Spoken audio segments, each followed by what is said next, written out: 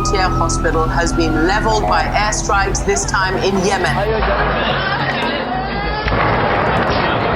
7 people died and at least 8 staff were missing after a missile struck a hospital in the town of Marat al-Numan in Idlib province.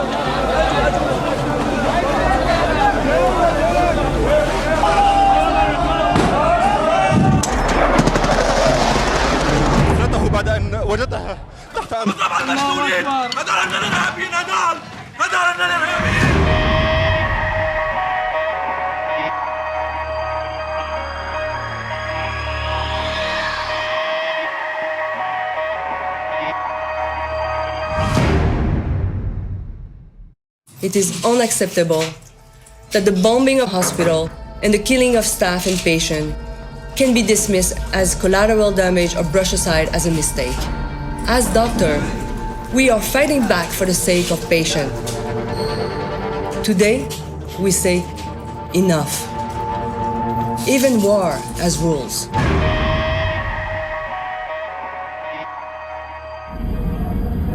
Médecins Sans Frontières, also known as MSF or Doctors Without Borders, delivers impartial medical care in conflict and war zones around the world.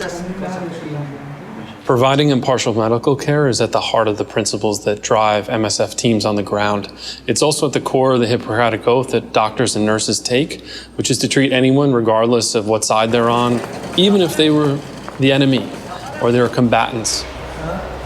In this moment, the MSF, is alone. But with shocking regularity, medical facilities, staff, and the patients they treat have become the direct targets of war. 5 شهداء وأكثر من 30 جريح جلهم الآن تحت هذه الأنقاض بعد استهداف الطيران الروسي لمشفى أطباء بلا حدود. حقق إصابة مباشرة داخل هذه المشفى أدت إلى تدميرها بشكل كامل. Some accuse Russia of hitting 6 hospitals in Syria. Others accuse it of hitting just 1. But no one could independently verify the claims. We are not naive. We know it's incredibly dangerous work. Our staff take risks. They understand those risks. But those risks shouldn't be including the hospitals they're working in being targeted and bombed. Nor should they be attacked for doing their work, which is providing medical care to people based on no other consideration other than their medical status. Since the Syrian conflict began, there have been countless hospitals bombed or shelled. More than 67 of them were supported by MSF.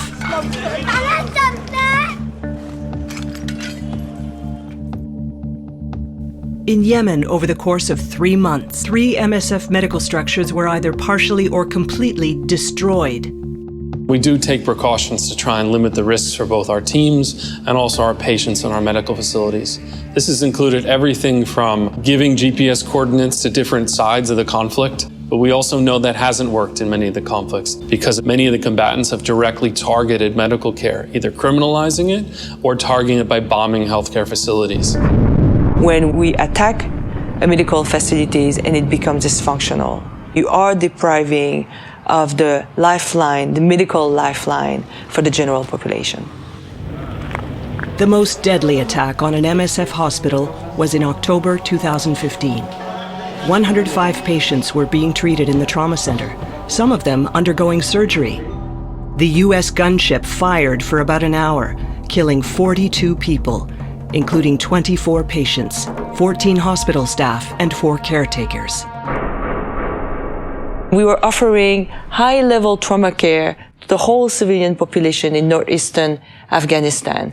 It was offering care to more than 1 million people. Everybody knew our address.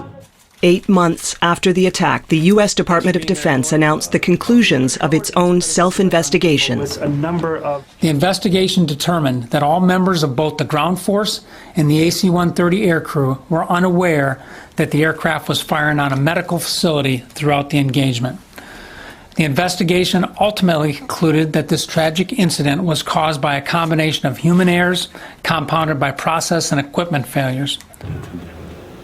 إذا مصدر دلیل نگی ولی مزرعت وارد اشتباه مزرعت نگی یا بام دو بام دری بام 200 بام دیف اچه غیر اگر فایرینگ لیزر فایر کرده کیمیایی مواد جو جنایت جنگی جنایت باید جنگ استفاده می‌کنی استفاده کی می مادم استفاده گواله. We provided the GPS coordinates repeatedly to civilian and military leadership, both in Washington and Kabul.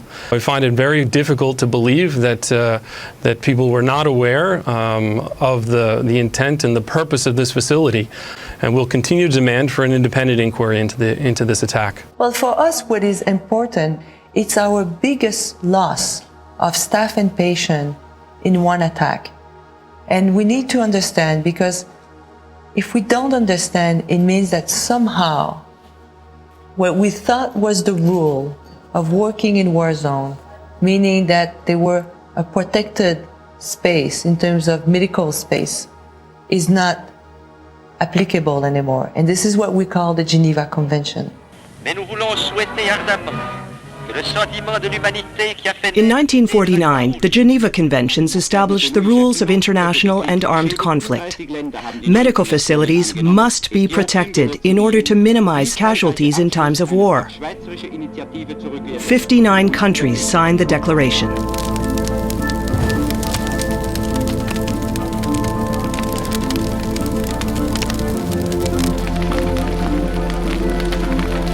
I'm sending team at the front line, taking risk for themselves, but as well, by opening a center, I am putting at risk thousands of patients. And I don't want our hospital to become bait for patients. So how are we going to deal that? Yes, Nida. Are you ready? Yes, we are going out. We'll be the first car. Over. Today, we really see a situation where there is no accountability for these attacks on healthcare. We see countless places, whether it be Yemen, Sudan, Syria, where there are no serious, impartial, or independent investigations of these incidents. And that exposes a real vacuum that exists today in the international humanitarian system and in the political system.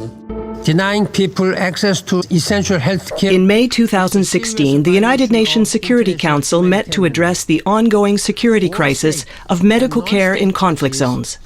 And protect the medical personnel. You are charged with protecting peace and security. Yet, 4 of the 5 permanent members of this council have, to varying degrees, been associated with coalition responsible for attacks on health structure over the last year. Stop these attacks. It really strikes at the core of our humanity. At the end of the day, everyone should be concerned. There are conflicts raging across many different countries today. And we see, perhaps more than any other time, how difficult it is to reach those people.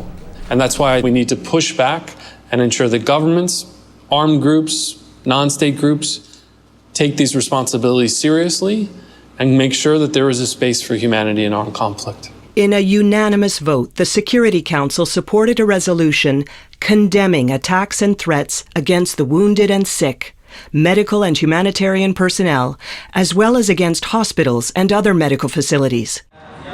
Today's words will only be meaningful if they are put into practice.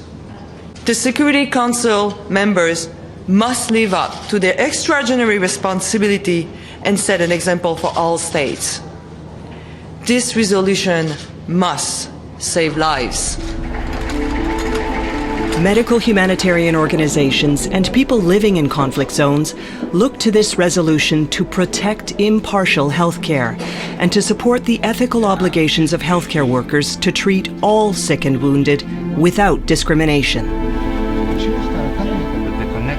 It is only the beginning, though. It's not enough solely to keep our patients and staff safe in hospitals. The targeting of civilians in conflict is egregious, but at a minimum, the gates of our hospitals, that is the last line of defense that we're trying to hold up.